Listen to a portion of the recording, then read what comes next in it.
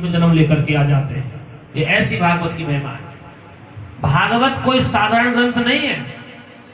कुछ लोग भागवत को एक मनोरंजन का साधन मान लेते हैं, एक खिलौना मान लेते हैं। भागवत तो बटवृक्ष के पेड़ के नीचे हुई थी, जहाँ कोई किसी प्रकार की सुविधा नहीं थी। एक बटवृक्ष का पेड़ था, सुखदेव भगवान बरगद के नीचे बैठ के परिचित कथा सुना रहे थे। सिर्फ सुनने का फल है, कोई फल किसी बात का औचित्य नहीं रखता जितना भागवत का सुनने का फल औचित्य रखता है। 1000 वर्ष कोई तपस्या कर ले, कितने वर्ष, और एक दिन कोई सत्संग सुन ले भागवत का, एक दिन, तो 1000 वर्ष की तपस्या भी एक दिन के सत्संग की बराबरी नहीं कर सकती। तात स्वर्ग वर्ग सुख धई तुलाई कंग तूल ना पाही सकल मिले जो सुख लव सत्संग। इतनी बड़ी महिमा है भागवत सत्संग की।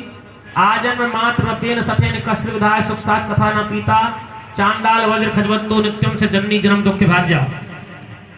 श्रवण कराने वाला वक्ता और श्रोताओं के बीच में जब अनुकरण बनता है भगवान की कथा का, तो कथा सफल हो जाती है। इसलिए कथा को ध्यान से श्रवण किया जाए। पृथु महाराज ने भगवान से 10,000 कान मांगे थे। क्या मांगा था? क्यों? क्योंकि कथाओं को श्रवण करता रहो, और जब कथा श्रवण करोगे तब भक्ति आएगी मन में, ज्ञान आएगा, और ज्ञान से वैराग हो जाएगा। निश्चित भाव से श्रवण करने से ज्ञान होता है। तो आपको कथाओं को ज्यादा श्रवण करना है, और जितनी भगवान की मनमोहक कथाएं हैं, अगर उनको आप तो कल्याण आपका तो होना ही है। अगर इस कथा को कोई पितृदेव की स्थान दे करके उसको भी सुना दी जावे, उसका ही भागवत कल्याण कर देती, उसका निश्चित कल्याण कर देती है। जो व्यक्ति कोई प्रेत योनि में भटक रहा हो, जिसकी गति नहीं हुई हो, चाहे गया में जाकर के तुम 100 बार पिंडदान कर दो। कितनी बार पिंडदान करते हैं ना लोग अपने पितरों का? एक बार नहीं, मैं कहता हूँ 1000 बार तुम पिंडदान कर दो, क्या पता मुक्ति हो या नहीं हो। ऐसा लिखा है भागवत में। और भागवत कथा को कोई ध्यान से करावे और प्रेम अनुराग से आचार के प्रति भाव रख के करावे, तो निश्चित भागवत कल्याण कर देती है, कोई शक नहीं, निश्चित कल्याण कर देती है। और भैया आचार को कोई नौकर समझे कि ये तो नौकर है, पैसा ले रहा है, इसलिए इस पर नौकर का भाव रखो, तो कथा सफल नहीं हो सकती। ये भाव रखिए, हमारे अगर भगवान आए हैं, भागवत कथा आई है, ये भगवान है साक्षात। मोदी जी भी आएंगे, वो पैर हाथ जोड़ के नीचे बैठ जाएंगे, इससे बड़ी कोई दुनिया गति नहीं है। तो अनुकरणीय श्रवणीय भाव बनाइए पहले, कथा सुनने का अधिकारी तब बनोगे। कथा श्रवण करने का अधिकारी वही है जिसके अंदर सचेतना का भाव है, जिसके अंदर शुद्ध भाव है, जिसके अंदर भक्ति ज्ञान वैराग का भाव है, वो कथा सुन के तृप्त होता है। वस्तुतः भागवत तो कल्याण करती ही है। ध्रुव जी महाराज ने 5 वर्ष में भगवान को प्राप्त कर लिया था, लेकिन सत्संग नहीं सुना था।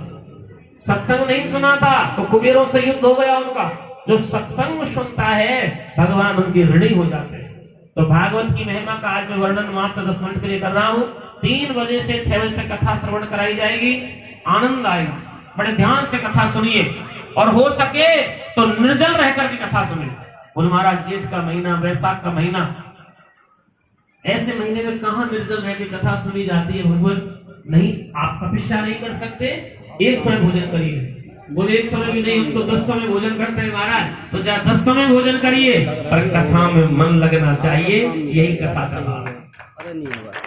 कुछ लोग कथा सुनते हैं, भोजन करते हैं, तो फिर क्या होता है? ऐसे आती है नींद। नींद नहीं आनी चाहिए, चेतना होनी चाहिए, मन में भाव होना चाहिए कि हम कथा सुनने जा रहे हैं। फॉर्मेलिटी पूरी नहीं करनी। अम्मा जी कथा हो गई, जल्दी से बैठी हो जाओ, लाओ गुरु जी प्रसाद, बड़ी अच्छी कथा आई, और नींद आ गई अम्मा को कथा में। इसलिए एक समय भोजन का भाव है, एक समय भोजन करिए। डोंगरे जी महाराज जब भागवत करते थे तो दलिया पीते थे। क्या पीते थे? अगर दलिया पी भागवत बैठते, वो भोजन नहीं करते, क्योंकि ज्यादा प्रमादी भोजन करने से नींद आ जाती है, निद्रा आती है, आलस आता है, प्रमाद आता है। और आलस और प्रमाद जिसको आ जाता है वह कथा सुनने का अधिकारी नहीं रह पाता। बोल बांके बिहारी का। आरती करिए, खड़े होकर के प्रसाद लेकर के आप सब जाएं। 3 बजे 6 बजे तक कथा होगी, आप आकर कथा का आनंद लें। जय श्री राधे, जय श्री श्याम। बांके बिहारी तेरे